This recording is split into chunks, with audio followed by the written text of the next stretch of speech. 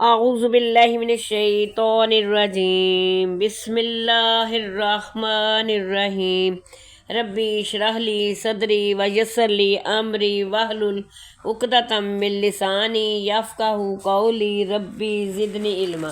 الحمدللہ۔ السلام علیکم، قرآن و سنت چینل میں خوش آمدید۔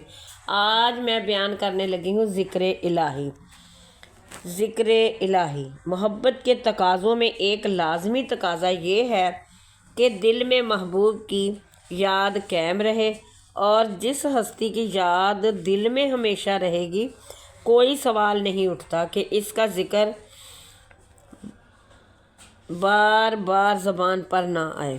اللہ تعالیٰ نے اس بات کو بے حد پسند فرمایا ہے کہ اس کی مخلوق اس کا ذکر کرتی رہے، دل میں بھی اور زبان سے بھی۔ ذیل کی آیات اس کی وضاحت کرتی ہیں۔ سورۃ اعراف میں اللہ تعالیٰ نے ارشاد فرمایا ہے، اور اپنے پروردگار کو صبح شام یاد کر، اپنے دل میں گڑ گڑا کر اور چپکے سے اور بغیر آواز بلند کیے اور غافلوں میں نہ ہونا۔ سورۃ حدید میں ارشاد ہوا ہے، کیا ان کے لیے جو ایمان لائے ہیں ابھی وہ وقت نہیں آیا کہ اللہ کی یاد سے ان کے دل پگھل جائیں، اور اس حق سے جو نازل ہوا ہے۔ سورۃ آل عمران میں فرمایا ہے، اور اللہ کی نعمت کو جو تم پر ہے یاد کرو۔ سورۃ نور میں ارشاد ہوا ہے، ایسے مرد ہیں جنہیں اللہ کا ذکر سے اور نماز پڑھنے سے اور زکوٰۃ دینے سے نہ تو تجارت غافل کرتی ہے نہ خرید و فروخت۔ وہ اس دن سے ڈرتے ہیں جس دن دل اور آنکھیں الٹ جائیں گی۔ سورۃ زمر میں بیان ہوا ہے، سو ان کے لیے ہلاکت ہے جن کے دل خدا کے ذکر سے سخت ہیں، یہی لوگ کھلی گمراہی میں ہیں۔ سورۃ زخرفہ میں ارشاد ہوا ہے کہ جو کوئی رحمان کی یاد سے غافل ہوگا ہم اس پر شیطان مقرر کر دیں گے، سود ہی اس کا ساتھی ہوگا۔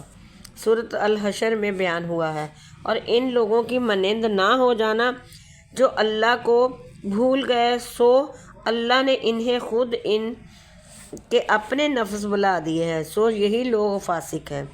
سورۃ المنافقون میں ارشاد ہوا ہے، مسلمانوں کہیں تمہارا مال اور تمہاری اولاد تمہیں خدا کی یاد سے غافل نہ کر دے، اور جو کوئی ایسا کرے گا تو وہی لوگ گھاٹا اٹھانے والے ہیں۔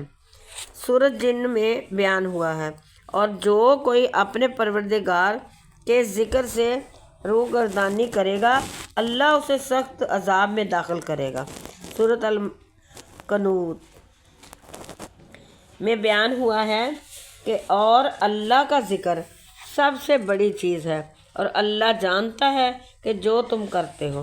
سورۃ بقرہ میں بیان ہوا ہے، تم مجھے یاد کرو میں تمہیں یاد رکھوں گا، اور میرا شکر کرو اور میرا انکار نہ کرو، یا میری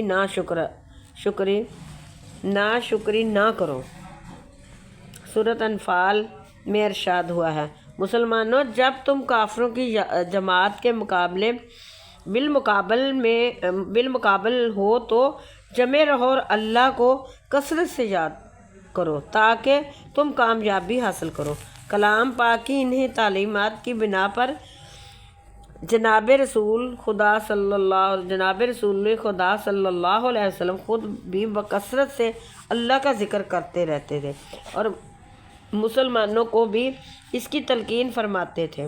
حضرت عائشہ رضی اللہ تعالیٰ عنہا بیان کرتی ہیں کہ رسول خدا صلی اللہ علیہ وسلم ہر وقت خدا کا ذکر کرتے رہتے تھے۔ ترمذی کی یہ حدیث ہے۔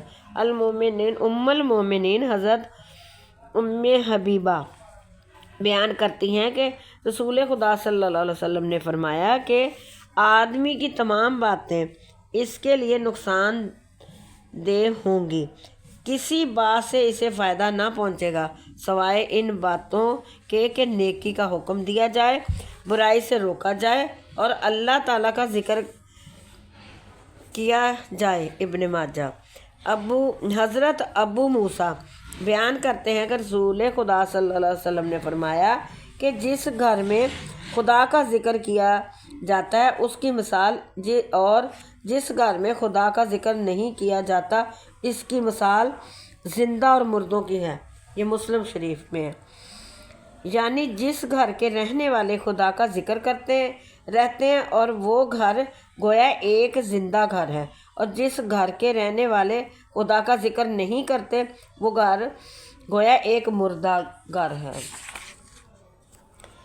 حضرت ابو ہریرہ رضی اللہ تعالیٰ عنہ بیان کرتے ہیں کہ رسول خدا صلی اللہ علیہ وسلم نے فرمایا کہ جب کچھ لوگوں نے کوئی مجلس قائم کی پھر نہ اس میں خدا کا ذکر کیا اور نہ اس کے نبی پر درود بھیجا تو وہ مجلس ان لوگوں کے لیے باعث نقصان ہوگی۔ پھر اگر خدا چاہے گا تو انہیں عذاب دے گا اور اگر چاہے گا تو انہیں بخش دے گا۔ ترمذی کی حدیث ہے۔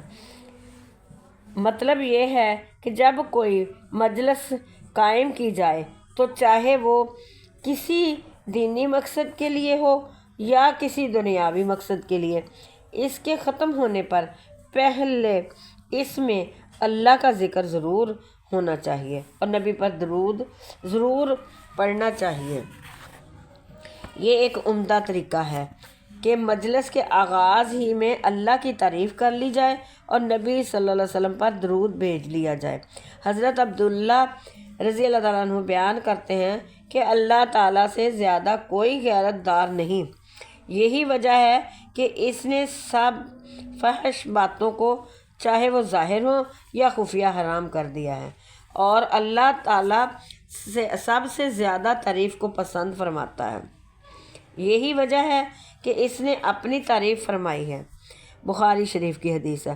حضرت معقل بن جسار بیان کرتے ہیں رسول خدا صلی اللہ علیہ وسلم نے فرمایا کہ حرج یعنی فتنہ فساد کے